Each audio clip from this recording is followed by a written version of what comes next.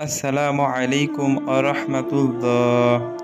আজ আমি এমন তিনটি কাজের বিষয়ে বলবো, যে তিনটি কাজ যে ঘরে হয় সেই ঘরে কখনোই বরকত আসে না। অনেকে বলে আমার ঘরে বরকত নাই, আয় রোজগার ভালো হয়, হাজার হাজার টাকা উপার্জন করি, কিন্তু সারাক্ষণ কোনো না কোনো বিপদ লেগেই আছে। হয় কোনো মাসে বাচ্চাদের রোগ ব্যাধি, না হয় কোনো দুর্ঘটনা, না হয় কোনো বড় ধরনের ঋণের বোঝা ইত্যাদি, এই সব লেগেই আছে। এমন কোনো মাস নাই যে ডাক্তারের কাছে যেতে হয় না।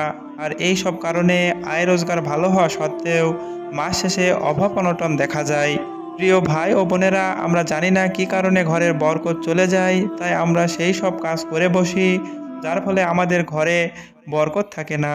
তাই আমি আপনাদের এমন তিনটি কাজের বিষয়ে বলবো, যে কাজের ফলে আমাদের ঘর থেকে বরকত দূর হয়ে যায় আর ফেরত আসে না। সেই সব কাজগুলো হলো, এক নম্বর হলো মিথ্যা কথা বলা। যেই ঘরের লোকজন মিথ্যা কথা বলে সেই ঘরের বরকত দূর হয়ে যায়। অর্থাৎ মিথ্যা এমন একটি অপরাধ, যে মিথ্যা বলে সে নানান রকম গুনাহ ও অপরাধে লিপ্ত হয়ে যায় অনায়াসে। আর এই সব গুনাহ ও অপরাধের কারণে তার ঘর থেকে ও জীবন থেকে বরকত চলে যায়।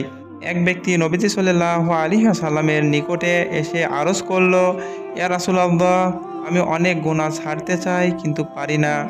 তখন রাসূল সাল্লাল্লাহু আলাইহি ওয়াসাল্লাম বললেন, তুমি শুধুমাত্র মিথ্যা বলা ছেড়ে দাও, তখন দেখবে আস্তে আস্তে তোমার সব অপরাধ তোমার থেকে বিদায় নিয়েছে। সে যখন মিথ্যা বলা ছেড়ে দিল, তখন আস্তে আস্তে তার সকল বদ অভ্যাস দূর হয়ে গেল। সুবহানাল্লাহ। অন্য এক হাদিসে এসেছে, হাসান ইবনু আলী রাদিয়াল্লাহু তাআলা আনহু থেকে বর্ণিত, আমি রাসূল সাল্লাল্লাহু আলাইহি ওয়াসাল্লাম থেকে অবগত হয়েছি, তিনি বলেছেন, তুমি সন্দেহযুক্ত কথা ও কর্ম ছেড়ে দাও এবং যাতে সন্দেহ নেই সেই দিকে ফিরে যাও। নিশ্চয় সত্য প্রশান্তির নাম এবং মিথ্যা সন্দেহ অশান্তির নাম। তিরমিজি শরীফের হাদিস। এমনকি কেউ লোক হাসানোর উদ্দেশ্যেও মিথ্যা বলা জায়েজ নয়। রাসূল সাল্লাল্লাহু আলাইহি ওয়াসাল্লাম বলেছেন, সেই ব্যক্তি ধ্বংস নিশ্চিত যে মানুষকে হাসানোর জন্য মিথ্যা কথা বলে, তার জন্য ধ্বংস, তার জন্য ধ্বংস। তিরমিজি শরীফের হাদিস। তাই মিথ্যা হলো সকল পাপের প্রথম পদক্ষেপ।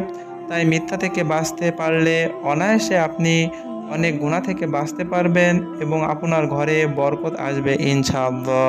তার মধ্যে ২ নম্বর হলো রিজিকের সাথে বেয়াদবি। আল্লাহ প্রদত্ত নিয়ামত ও রিজিকের সাথে বেয়াদবি করা যাবে না। এখন আপনি ভাবতে পারেন যে আল্লাহর নিয়ামত তথা রিজিকের সাথে মানুষ কিভাবে বেয়াদবি করে। বেয়াদবি মূলত আমরা করি অপচয়ের মাধ্যমে, এবং এই অপচয় যারা করেন তাদের ঘর থেকে বরকত চলে যায়। আজকাল এমন হারে অপচয় বৃদ্ধি পেয়েছে যে তা ভাষায় প্রকাশ করা যাবে না।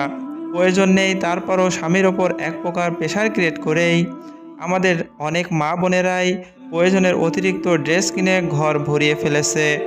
হযরত আনাস রাদিয়াল্লাহু তাআলা আনহু থেকে বর্ণিত, তিনি বলেন, রাসূল সাল্লাল্লাহু আলাইহি ওয়াসাল্লাম যখন আহার করতেন, আহার শেষে ৩ বার আঙুল চেটে খেতেন এবং বলতেন, তোমাদের খাবার বাসন থেকে খাবার পড়ে গেলে উঠিয়ে পরিষ্কার করে খেয়ে নাও, তা শয়তানের জন্য ছেড়ে দিও না।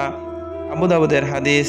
যেহেতু রাসূল সাল্লাল্লাহু আলাইহি ওয়াসাল্লাম প্লেট থেকে কোনো খাবার পড়ে গেলে আমাদের তা উঠিয়ে পরিষ্কার করে খেতে বলেছেন, অথচ সেখানে গৃহস্থালির খাবার দাবার থেকে শুরু করে প্রয়োজনের অতিরিক্ত খাবার রান্না করা, অতঃপর তা পচাবাসি হওয়ার পর ফেলে দেওয়া, এছাড়াও অযাচিত খরচ বাড়িয়ে ফেলা ইত্যাদি, এগুলো ভয়াবহ রকমের কুঅভ্যাস।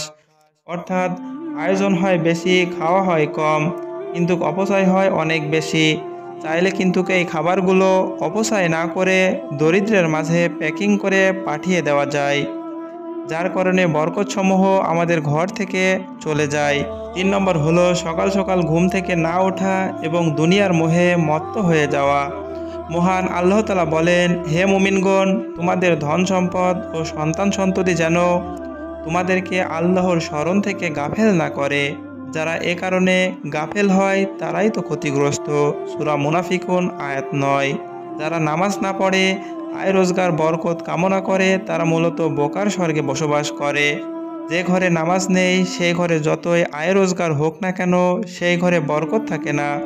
হযরত জুনদুব ইবনে আব্দুল্লাহ রাদিয়াল্লাহু তাআলা আনহু থেকে বর্ণিত, মহানবী সাল্লাল্লাহু আলাইহি ওয়াসাল্লাম ইরশাদ করেছেন, যে ব্যক্তি ফজরের নামাজ পড়বে সে আল্লাহর জিম্মায় থাকবে। মুসলিম শরীফের হাদিস। আর যে ব্যক্তি আল্লাহর জিম্মায় থাকে অর্থাৎ আল্লাহর রহমতের ও বরকতের ছায়ায় থাকে, তার ঘরে কখনোই অভাব অনটন বিপদ মুসিবত আসে না। আর আসলেও আল্লাহ তাআলা সহজেই তা দূর করে দিবেন ইনশাআল্লাহ। আল্লাহ তাআলা আমাদেরকে এই তিনটি বিষয় সঠিকভাবে মেনে চলার তৌফিক দান করুন। আমিন।